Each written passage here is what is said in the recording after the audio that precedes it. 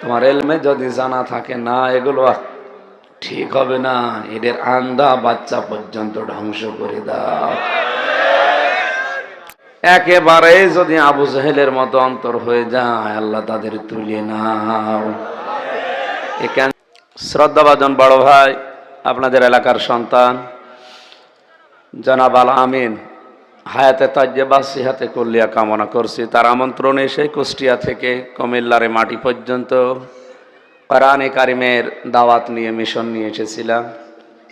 বাস্তবতা এবং পারিপার্শ্বিক কারণে আমরা মোনাজাতের মাধ্যমে শেষ করতে হচ্ছে। অবস্থা আমাদের অনুকূলে আসবে ইনশাআল্লাহ। আবার কোরআনের ময়দানে আমরা ফিরে কথা বলবো। আবেগ দিয়ে চলে না ভাই, আন্দাজে চিল্লাচ্ছেন কোন কারণে? আপনার পেছনে কিছু আছে? ওয়া'ইদ্দু লাহুম মাসতাতা'তুম মিন কুওয়াতি ওয়া মির রিবাতিল খাইল তুরহিবুনা বিহি আদুওয়াল্লাহি ওয়া আদুওয়াকুম ওয়া আখারিনা মিন দুনিহি। সূরা আনফালের ৬০ নম্বর আয়াতে আল্লাহ জানিয়েছেন, হে নবী, ইসলাম ধ্বংস করার জন্য ওরা যেগুলো কাজে লাগায় ওইটা উল্টিয়ে আপনি ইসলামের পক্ষে কাজে লাগাবেন। আজ ওরা ইসলাম ধ্বংস করার জন্য ওদের সন্তানগুলোকে কাজে লাগাচ্ছে। আলামিন ভাইয়ের এই ছোট্ট সন্তানের মতো আমরাও সন্তান তৈরি করে ইসলামের পক্ষে কাজে লাগাবো ইনশাআল্লাহ। ছেলেটা বলছিলেন ইকালুল সাহেবিল কোরআন, কিয়ামতের দিন সাহেবে কোরআন যারা, তাদেরকে আল্লাহ পাক ডাক দিবেন, বলবেন ওঠো, ইকরা পড়ো, আর তাকি ওয়ারাত্তিল কামা কুনতা তুরাত্তিলু ফিদ দুনিয়া, দুনিয়ায় যেভাবে পড়তে ওইভাবে পড়ো। ফাইন্না মানজিলাকা ইনদা আখিরি আয়াতিন তাকরাউহা, পড়তে পড়তে যেখানে শেষ হবে ওই জায়গায় তোমার স্থান। সুতরাং এখানে আজকের এই ছোট্ট বাচ্চার বক্তব্য থেকে, নবীজির এই হাদিস থেকে আমাদের শিক্ষা নেওয়া দরকার। আমরা যারা কোরআন জানি না, অবশ্যই মরণের আগে আমরা কোরআন পড়ে শিখে মরতে চাই। যে কয়টা আয়াত মুখস্থ করবে, আমল করবে, কিয়ামতের দিন ওই কয়তলা বিল্ডিংয়ের সে মালিক হবে। আমি হাফেজে কোরআন, ৬,৬৬৬টা আয়াত আমার মুখস্থ আছে। আমি যদি আমল করতে পারি এই আয়াতগুলোর উপরে, কিয়ামতের আমার বিল্ডিং হবে ৬,৬৬৬ তলা বিশিষ্ট। আপনার 2টা আয়াত মুখস্থ নেই, উনি বোঝেনও না, আন্দাজে লাফাচ্ছেন। কিয়ামতের দিন আপনার তো আফসোস লাগবে। এই জন্য আফসোস যেন করা না লাগে। আর দুনিয়া মাজরাতুল আখিরা, দুনিয়া আখিরাতের শস্য ক্ষেত। এখান থেকে যতটুকু হায়াত পাচ্ছে কমপ্লিট করে নিয়ে যান। কেউ কারো বোঝা বহন করবে না। ওয়ালা তাজিরু ওয়াজিরাতুন উযরা উখরা। আমি মুসাফির, অসুস্থ এবং মাজলুম অবস্থায় আছি, আপনারা জানেন। কথা বলা আমার অধিকার ছিল, তো আমাকে কথা বলতে দেওয়া হচ্ছে না। এটা আমার উপরে জুলুম করা হচ্ছে। যারা জুলুম করছে এরা জালিম, আর আমি জালিম, জুলুম সহ্য করছি, আমি মাজলুম। ইত্তাকি দাওয়াতাল মাজলুম। আল্লাহ তাআলা নবী বলেন, দুনিয়ার মানুষেরা মাজলুমের বরদোয়া থেকে নিজেকে বাঁচিয়ে রাখো। ফাইন্না হা লাইসা বাইনাহু ওয়া বাইনাল্লাহি হিজাব। কারণ মাজলুমের বরদোয়া আর আল্লাহর ভেতরে কোনো পর্দা থাকে না। আমরা সারা জীবন শুনি যে পর্দা দেওয়া হয় আলো থেকে বাঁচার জন্য, আর আল্লাহ নিজেকেই পর্দার ভেতরে রাখবেন, তাও আলোর পর্দা। নূরের পর্দা মানে কি? আলোর আবার পর্দা হয়। এখানে একটা সিগনিফিকেন্স আছে। আমরা যেহেতু আজকে তাফসীর মাহফিল না, আমরা ওদিকে যেতেও পারছি না। আমি একটা সুন্দর আলোচনা আজকে সাজিয়েছিলাম। হযরত নূহ আলাইহিস সালাম 7টা মিশন নিয়ে দুনিয়ায় তার উম্মতদেরকে দাওয়াত দিতেন। আমিও শুরু করব মনে করলাম। তার উম্মতের ভেতরে 1 নাম্বারে সমস্যা ছিল, আসমানি আওয়াজ পেলেই তারা দৌড় দিত, কানে হাত দিত, মুখ ঢেকে রাখত, পালিয়ে পালিয়ে বেড়াত। আজ আমাদের জাতির অবস্থা ঠিক এরকমই। এই জন্য সূরা নূহ থেকে আমি তাফসীর করার জন্যে মনস্থ করেছিলাম। আমাদের এখানে প্রশাসনিক দায়িত্বে যারা আছেন, এমনি অন্যান্য ভাই যারা আছেন, তাদের দিকে তাকিয়ে সম্মান দেখিয়ে আমরা আলামিন ভাইয়ের দিকে তাকিয়ে শেষ করছি। আগামীতে আসবো ইনশাআল্লাহ। উনি বলেছেন আগামীতে নিয়ে আসবেন। আমরা রাতের বেলা অনুষ্ঠান করবো ইনশাআল্লাহ। আল্লাহুম্মা আমিন। রব্বানা যালামনা আনফুসানা ওয়া ইল্লাম তাগফির লানা ওয়া তারহামনা লানাকুনান্না মিনাল খাসিরিন। এ বিশাল আসমানের মালিক, বিস্তীর্ণ জমিনের মালিক, তোমার এত বড় বড় সৃষ্টির তুলনায় আমাদের এই হাত দুইটা বড় ছোট্ট।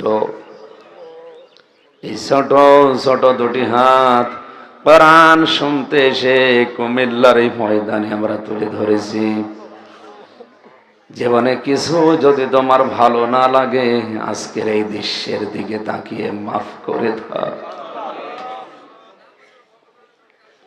তোমার নবী জানিয়েছে, পৃথিবীতে মাজলুমের দোয়া আল্লাহর দরবারে কবুল হতে সেকেন্ডও সময় লাগে না।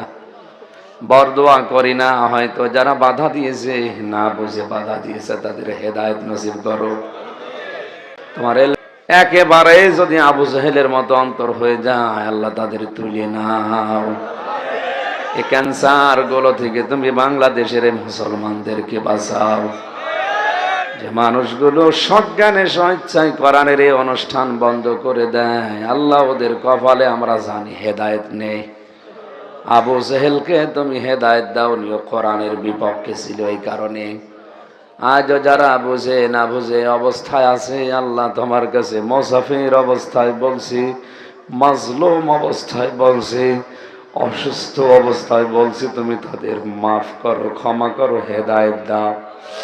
তোমার এলমে যদি জানা থাকে না এগুলো ঠিক হবে না, এদের আন্দা বাচ্চা পর্যন্ত ধ্বংস করে দাও। হযরত নূহ নবী দোয়াও করেছিলেন, আমি ও দোয়াটাও পড়ছিলাম। রব্বি লা তাযারনি ফারদা ওয়া আনতা খায়রুল ওয়ারিসিন। আল্লাহ তুমি আমাদেরকে একেবারে ওয়ারিস ছাড়া দুনিয়ায় একা একা ছেড়ে যেও না, আমাদের উত্তম ওয়ারিস তুমি হয়ে যাও। মিনাল কাফিরিনা দাজ্জার। হযরত নূহ শেষ পর্যন্ত আর সহ্য করতে না পেরে বরদোয়া দিয়েছিলেন, যারা আমার এই দাওয়াতে বাধা দিল, আল্লাহ তুমি তাদের আন্ডা বাচ্চা পর্যন্ত ধ্বংস করে দাও।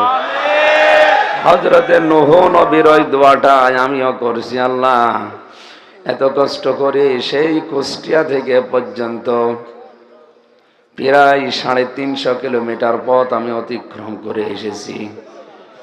কোরআন শোনানোর ব্যবস্থাও তোমার বান্দা আলামিন সুন্দর আয়োজনে আঞ্জাম দিয়েছিল। এলাকার মানুষজন এসেছিল তোমার কালাম শুনতে। যাদের দ্বারা এটা বন্ধ হয়ে গেল, আল্লাহ তাদের আন্ডা বাচ্চা পর্যন্ত তোমার নজরে তুমি রাখো। মাহফিলের সম্মানিত সভাপতিকে কবুল করো, প্রধান অতিথিকে কবুল করো। যে ছোট্ট বাচ্চাটা হাদিস পড়ছিল, আল্লাহ তোমার এই গোলামকে তুমি ওমরের মতো বানিয়ে দাও। শ্রদ্ধাভাজন ভাই আলামিনের মা বাবাকে ক্ষমা করে দাও, তার স্ত্রীকে মাফ করে দাও, তার স্ত্রীর গর্ভে তুমি আল্লাহ ভালা সন্তান পয়দা করো। মা বোনেরা পর্দার আড়ালে বসে আছে, খাদিজার মতো, আয়েশার মতো বানিয়ে দাও। শ্রোতা নাতা তৈরি করে কোরআনের অনুষ্ঠান যারা বন্ধ করে দেয়, আল্লাহ তুমি মেহেরবানি করে বিশেষ নজরে তাদেরকে দেখো। কখন মরণ চলে আসে জানি না, মরতে আমাদের দুঃখ নেই, কিন্তু আমরা শাহাদতের মরণ চাই। আল্লাহুম্মা ইন্নী আসআলুকা শাহাদাতান ফি সাবিলিক ওয়া জাআল মাউতি ফি বালাদি রাসূলিক। তোর হাবিব জানিয়েছে কোরআনের ওই অনুষ্ঠানে কেউ যদি এক ফোঁটা চোখের পানি ফেলে, অনুষ্ঠান কবুল হয়ে যায়। মাথা নিচু করেন, চক্ষু বন্ধ করেন। আল্লাহ তুমি আরশ থেকে তাকাও, কত আলেম কাঁদতেছে, কত দাড়ি পাকা মুরব্বী কাঁদে, কত মা বোনেরা বসে বসে কাঁদছে। এক ফোঁটা চোখের পানি যার বের হয়েছে, আল্লাহ তাকে মাফ করে দাও। এই বাড়িটার উপরে তোমার রহমত নাজিল করো, আসমান জমিনের বালা মুসিবত থেকে হেফাজত করো রব্বুল আলামিন। আমাদের মনের যে জায়েজ আশাগুলো আছে, তুমি মেহেরবানি করে পূর্ণ করে দাও। যতদিন জীবিত রাখো আল্লাহ, ঈমান ইসলামের উপরে টিকে থাকার মতো তৌফিক দাও। এদেশের দায়িত্বে যারা আছে, প্রধানমন্ত্রী শেখ হাসিনা থেকে শুরু করে যত মানুষ দায়িত্ব পালন করছে, সততার সাথে পালন করার তৌফিক দাও। বঙ্গবন্ধু শেখ মুজিবুর রহমান থেকে যত মানুষ কবরে আছে, আল্লাহ তাদেরকে কবরে ক্ষমা করে দাও। এ জেলার ডিসি, এসপি, টিও, ওসি, পুলিশ সদস্য ভাইরা আজকে যারা কোরআনের অনুষ্ঠানে এসেছে, নিজেদের মা বাবা আত্মীয় স্বজন ছেড়ে যারা সারা দেশের দায়িত্বে বিভিন্ন আনাচে কানাচে পালন করে, প্রশাসনের উপরে তোমার রহমত নাজিল করো আল্লাহ। শেষ কথা বলি আবার, যারা না বুঝে অথবা বুঝে কোরআনের এই সুন্দর বাগানটা নষ্ট করে দিল, আল্লাহ তাদের হেদায়েত দাও। যদি সত্যিই তোমার এলমে জানা থাকে না এগুলো আর ভালো হবে না, আল্লাহ তুমি তাড়াতাড়ি তাদেরকে তুলে নাও। বারাকাল্লাহু লানা ওয়া লাকুম ফিল কোরআনিল আযীম। সাজদা অবস্থায় যখন থাকে তখন আজরাইলকে পাঠিয়ে দিও। এলাকায় মাটির নিচে কত মানুষ ঘুমিয়ে আছে, হাজার হাজার মন মাটি নিয়ে বকে, তাদের সবাইকে কোরআনের ইজ্জতে মাফ করে দাও। তোমার হাবিব জানিয়েছে এলাকায় যদি কোরআনের অনুষ্ঠান চালু হয় 40 দিন পর্যন্ত নাকি এলাকার খবরের আযাব মাফ হয়ে যায়। আজকের এই কোরআনের পবিত্র অনুষ্ঠানের ওসিলায় এলাকার কবরকে কিয়ামত পর্যন্ত ক্ষমা করে দাও।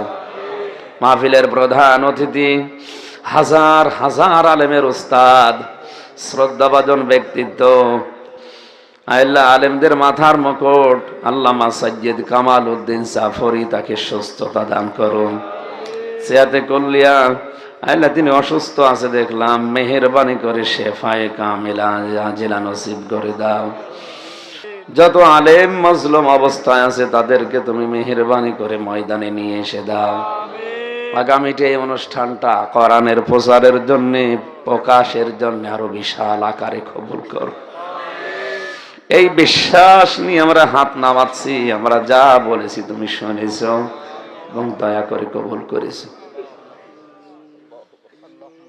আল্লাহুম্মা লা তারুদ্দানা খায়বিন, আল্লাহুম্মা লা তারুদ্দানা খায়বিন, আল্লাহুম্মা লা তারুদ্দানা খায়বিন। একেবারে খালি হাতে ফেরত দিও না, একেবারে খালি হাতে ফেরত দিও। তোমার নামের ইজ্জতে আমাদেরকে মাফ করে দাও। যখন আজরাইলকে আমাদের কাছে পাঠাবে, আমাদের এই জবান দিয়ে যেন শেষ কথা এটা হয়, লা ইলাহা ইল্লাল্লাহু মুহাম্মাদুর রাসূলুল্লাহ। এই 1 মিনিট শোনেন, আমার কথা তো বলা হলো না। আমি 2টা বই লিখেছিলাম, একটা নারীর জন্য, একটা পুরুষের জন্য। ওই যে ওনার বাড়ির সামনে আমার গাড়ি আছে, সাদা গাড়ি, ওখান থেকে যাওয়ার সময় নিয়ে স্ত্রীকে দেবেন আর স্ত্রীরা স্বামীকে দেবেন। ওটা পারিবারিক জীবনে কাজে লাগবে, নিয়ে যান। যাওয়ার সময় অবশ্যই এটা নিয়ে যাবেন। আজকে তো হলো না, আগামীতে কথা বলবো। সালাম। আলামিন ভাইয়ের বাড়ির সামনে আমার গাড়ি আছে, সাদা গাড়ি, ওখানে ড্রাইভার আছে, ড্রাইভারের কাছ থেকে নিয়ে যাবেন। পুরুষের জন্য পুরুষেরটা, মহিলাদের জন্য মহিলাদেরটা অবশ্যই নিয়ে যাবেন, কাজে লাগবে।